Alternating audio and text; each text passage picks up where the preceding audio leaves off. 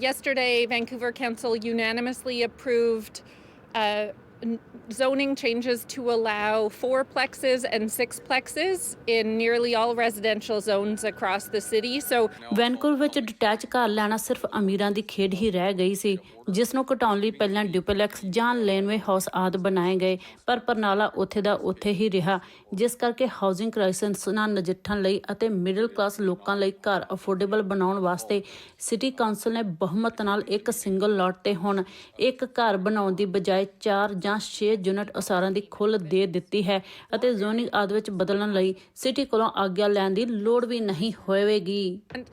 Students and seniors and people working at grocery stores and artists and more to be able to continue to call Vancouver home.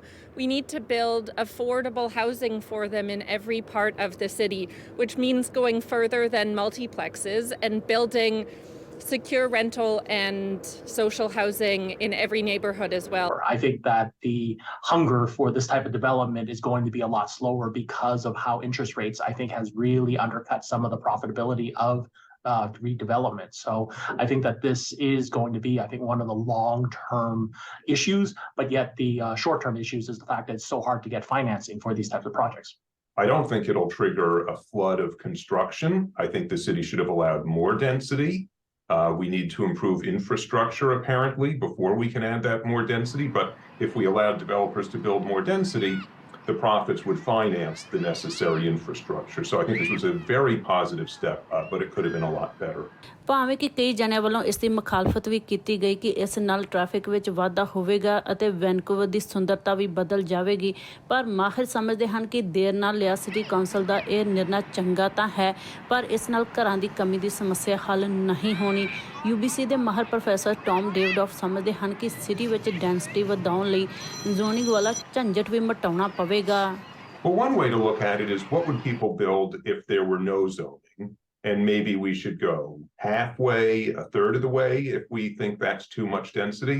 Well, look at Sanok, the First Nations project on the Kitsilano side of the Burrard Bridge.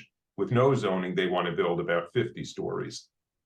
And I think the floor space ratio that comes to is about 10 when you consider the whole site.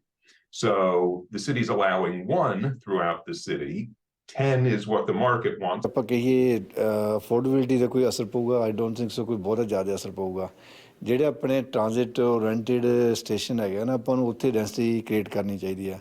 ਮੈਂ already example ਬਰਨਵੀਆ ਦਿੰਦਾ ਹੁੰਦਾ, ਜਿੱਦਾਂ ਬਰਨਵੀ ਨੇ 4 ਵਧੀਆ centre create ਕੀਤੇ, ਮੈਟਾਟਾਊਨ, ਬ੍ਰੈਂਡਵੁੱਡ, Edmund and burn ਕੁਕਟਲਮ।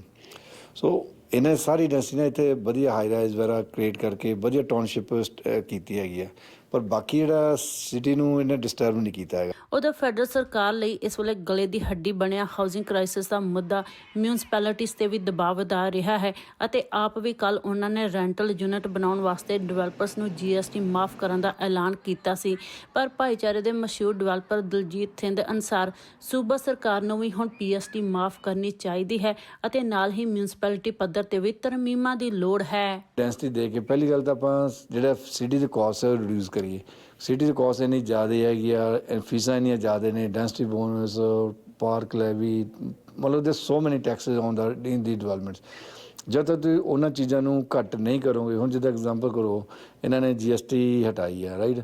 ਸੋ ਇੱਕ ਉਹਦੇ ਇੱਕ ਬੜਾ ਵਧੀਆ ਫੈਕਟਰ ਆ। ਇੱਕ ਹੁਣ ਸਿਟੀ 'ਚ ਆਪਣੇ ਟੈਕਸ ਜਿਹੜੇ ਰਿਡਿਊਸ ਕਰ ਦੇਵੇ ਉਹ ਫੈਕਟਰ ਆ।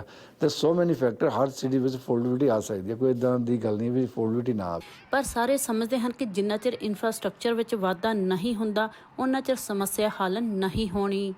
ਪ੍ਰਭਜੋਤ ਕਾਲੋਂ, OMNI ਨਿਊਜ਼, ਸਰੀ।